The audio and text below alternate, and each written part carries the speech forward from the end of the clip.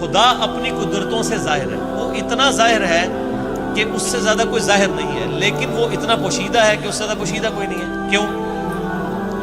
آپ مجھے بتائیں، اگر آپ کسی ایسے شخص کو اس دنیا میں لائیں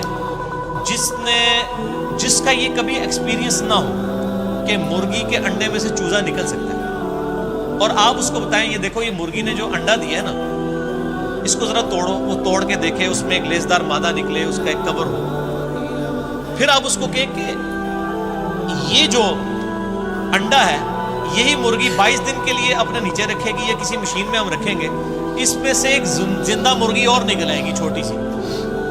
جس کو یہ ایکسپیرینس نہ ہو کیا وہ یہ ماننے کے لیے تیار ہوگا؟ اگر کسی شخص کو یہ درخت دکھائیں اور کہیں یہ درخت دیکھ رہے ہو، ہاں جی ہے، اس کا ایک بیج توڑے جو اس میں سے یعنی پھول میں سے نکلتا ہے، اس کو کہیں گے جی یہ جو بیج ہے نا، اس بیج کو جب میں زمین میں بوؤں گا نا تو یہ اس سے 6 ارب گنا بڑا درخت بن جائے گا اسی بیج میں سے نکل کے۔ اگر اس نے یہ ایکسپیرینس پہلے نہیں کیا ہوا اور وہ کسی ایسی دنیا کا باشندہ ہے جس کو پتہ ہی نہیں سیڈ کیا ہوتا ہے، درخت کیا ہوتا ہے، کیا وہ مان لے گا؟ Not at all. تو کائنات میں جتنے فزیکل فینومینا آف نیچر ہیں، یہ سب کے سب اتنے بڑے بڑے معجزات ہیں، لیکن ہم ان معجزات کے عادی ہو چکے ہیں، چونکہ ہم بچپن سے دیکھ رہے ہیں کہ مونسون میں بادل آتے ہیں، بارش برستی ہے، ایسا ہم کہتے ہیں ایسا ہی ہوا کرتا ہے، لیکن سائنس نے اپنی عاجزی مان لی ہے۔ سائنس 3 کوسچنز کے ساتھ ڈیل کرتی ہے، ایک سے اس نے ہاتھ اٹھا لیے ہیں، 2 پہ وہ کہتی ہے ہاں ہماری یہ فیلڈ ہے، وائی، وٹ اور ہاؤ۔ وائی، وٹ اور ہاؤ۔ پہلی چیز ہے وٹ، کیا؟ ہم کہتے ہیں زلزلہ آیا، کیا ہوا؟ زلزلہ آیا۔ سائنس سے جب پوچھتے ہیں کہ یہ زلزلہ کیوں آیا، وائی، تو وہ کہیں گے ٹیکٹونک پلیٹس کی ڈسٹربنس کی وجہ سے۔ جب ہم ان سے پوچھتے ہیں کہ یہ ٹیکٹونک پلیٹس جو ہیں یہ ڈسٹرب کیوں ہو جاتی ہیں، ان کا ٹائم فریم کیسے سیٹ ہوتا ہے کہ انہوں نے ابھی اسی وقت ڈسٹرب ہونا ہے، وہ کہتے ہیں یہ تو ہاؤ والا سوال ہے، کیسے؟ It is physical phenomena of nature, یہ قانون قدرت ہے، یہ ایسا ہی ہوا کرتا ہے۔ ہر چیز کے اینڈ پہ آپ کو سائنس ایک ہی جواب دے گی، فزیکل فینومینا آف نیچر، قانون قدرت۔ وہ اس کو مانے ہوئے مدر نیچر کیوں کہہ رہے ہوتے ہیں؟ مدر نیچر، تو کیا یہ مدر نیچر نے سارے قوانین خود بنائے؟ ہم جب کوئی ڈسکوری کرتے ہیں، لوگ پرانے زمانے کے لوگ نا، جب ان کو بتایا جاتا ہے انڈے سے چوزا نکلتا ہے، بس ان کا اتنا ہی مان تھا۔ اب سائنس نے اور ترقی کی، انہوں نے کہا جی اس طریقے سے اس کے اندر زندگی موجود ہوتی ہے، یہ ہوتا ہے، یہ سٹیجز طے کرتے کرتے ایک خاص حد تک آگے جاتے ہیں، اینڈ پہ جا کے جواب کیا ہوتا ہے؟ It is physical phenomena of nature. Matter کیسے بنایا؟ اچھا جی، matter can never be created not be destroyed, first law of thermodynamics. Mass can never be created not be destroyed, یعنی میس کی جو کنزرویشن کا نظریہ ہے وہ انہوں نے مان لی، پیدا ہم کر ہی نہیں سکتے، ہاں ایک فارم سے دوسری فارم میں بدل سکتا ہے، پیدا نہیں کر سکتے، کیونکہ وہ کریشن ایکس نہیں، لوگ ان کو پتہ ہی نہیں کہ یہ بھی کوئی چیز ہوتی ہے۔ وہ کہتے ہیں بس سب کچھ تھا، اب آگے چلیں۔ ہم کہتے ہیں وہ سب کچھ تھا، اس سے پہلے کیا تھا؟ وہی چیز، وہ جیسا ڈارون نے کہا ہے کہ میں جب بھی مور کو دیکھتا ہوں نا مجھے بخار چڑھ جاتا ہے، کہ جب یہ مور پر پھیلاتا ہے یہ اتنے آرگنائزڈ، کیا اس نے مور نے خود اپنے آپ کو بنا لیا یا اس کو کسی نے بنایا؟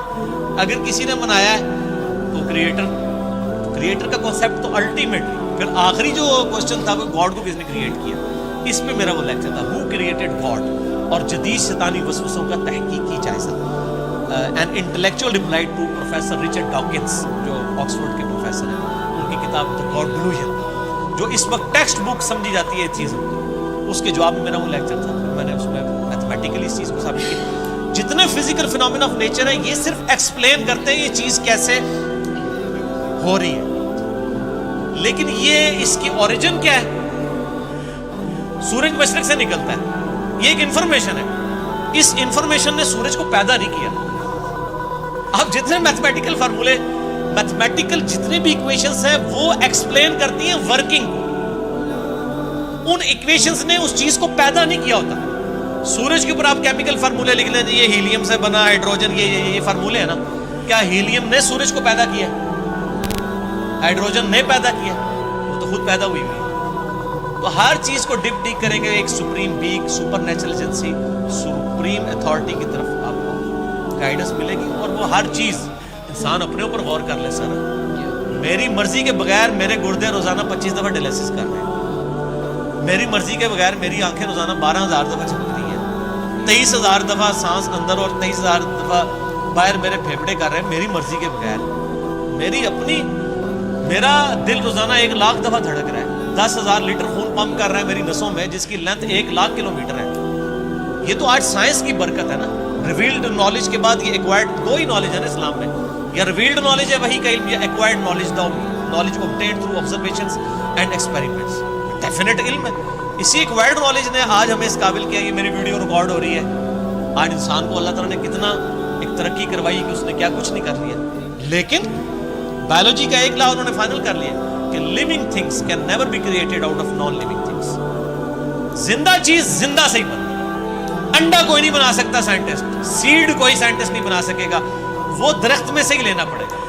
اور درخت کہاں سے آیا ہے؟ وہ کہتے ہیں فزیکل فینومینا آف نیچر. درخت کو ماننا پڑے گا پھر آگے چلے گا. تو آپ نے جس چیز کو پہلے مان لیا ہوا نا، اصل میں اس کو ڈیپ ڈیک کریں گے نا تو اس کے بنانے والا. تو یہ خدا ظاہر ہے، لیکن وہ باطن اس لیے کہ ان الذین یخشون ربهم بالغیب لهم مغفرۃ واجر کبیر.